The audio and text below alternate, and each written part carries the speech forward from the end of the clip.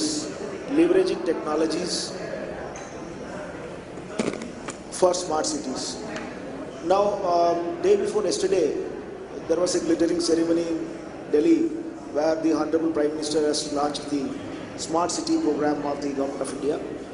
I happened to be there during the ceremony. People keep asking, what is the meaning of a smart city? What does smartness mean? There are various definitions being given, but I think the most apt definition will be a city will be considered as a smarter one if it makes the life of the citizens easy. If the citizens are given their services without much hassles from the government, then it is supposed to be a smart city. It should have a smart urban planning. Every part of the city should be meticulously planned. It should have a very efficient public transport system.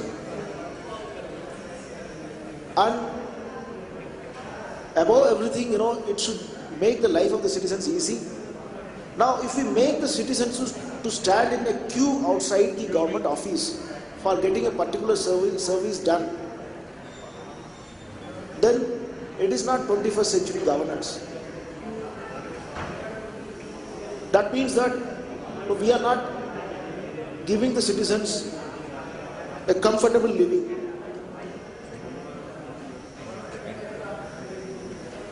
If we don't leverage the technology, then definitely we cannot make the citizens' life any easier.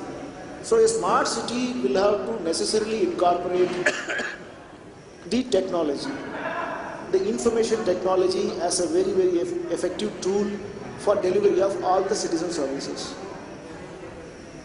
We in Mussoorie Dehradun Development Authority, we have launched an ERP system for the Development Authority, which has been functioning.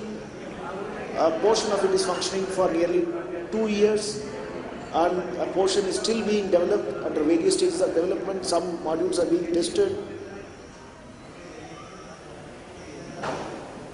2 years before, we had decided that we want to become a complete e-office, and we wanted to go for an enterprise resource planning, which is normally being adopted by the private enterprises, but there will be very few government establishments which have done this. When we were contemplating converting the entire office into e-office, I insisted that the G2C services should come first. Let us make the citizens' life easy. Within the government, whatever other works that we are doing, we can do it later on, but let us take the G2C services first. So we took the presentation that you are seeing here. It shows the different modules. So this is our website where you can go to the online map approval system or the public grievance redressal system, or if you want to declare your violation and do a self-compounding, then you have this self-compounding system also here. You can, even the RTA applicant can ask for their information online using this portal. Coming to the map approval system, a citizen can log into the portal and submit application form electronically, which will include one AutoCAD map and one scanned copy of a signed map, because the map requires the signature of the applicant and of the architect. At the same time, if some modifications are to be done, we need an AutoCAD copy also.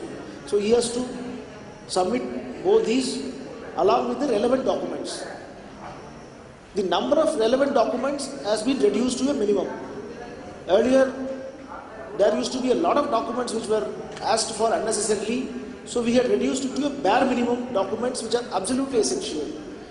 When I was about to launch this, we had some internal resistance within the organization, which always happens in a government organization, that, sir, वो affidavit होता है, और title का जो papers होंगे उसका bogus paper submit कर सकते हैं. So I told that these kind of possibilities are existing even when somebody submits a physical file. So let us put the onus on the applicant and of the architect.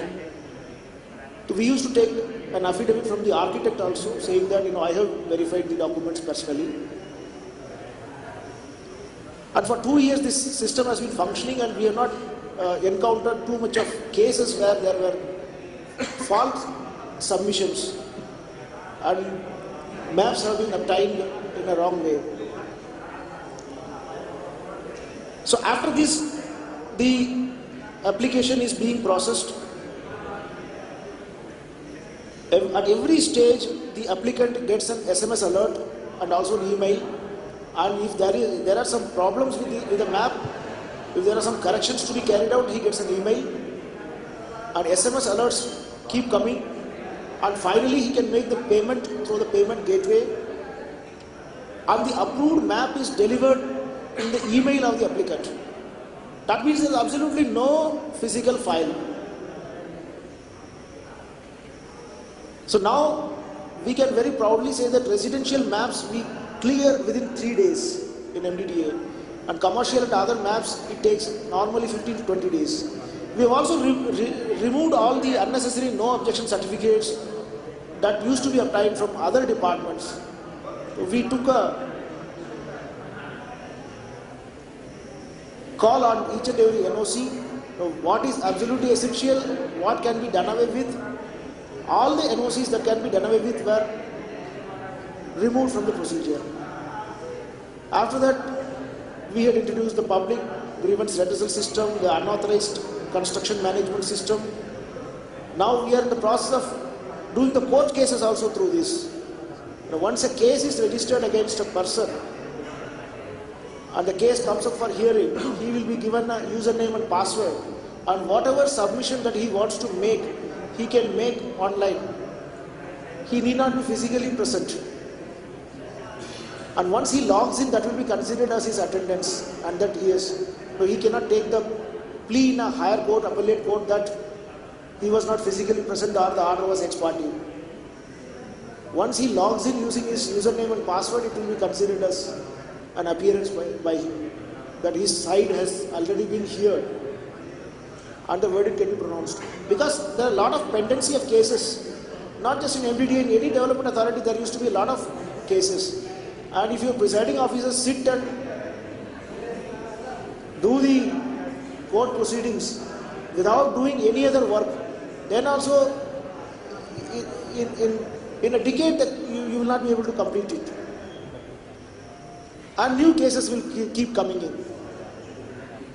And recently we have launched a scheme called the One-Time Settlement Program, where all the existing cases where there are minor violations which come within the category of the compoundable violations, a citizen can directly apply under the One-Time Settlement Scheme, and these applications are processed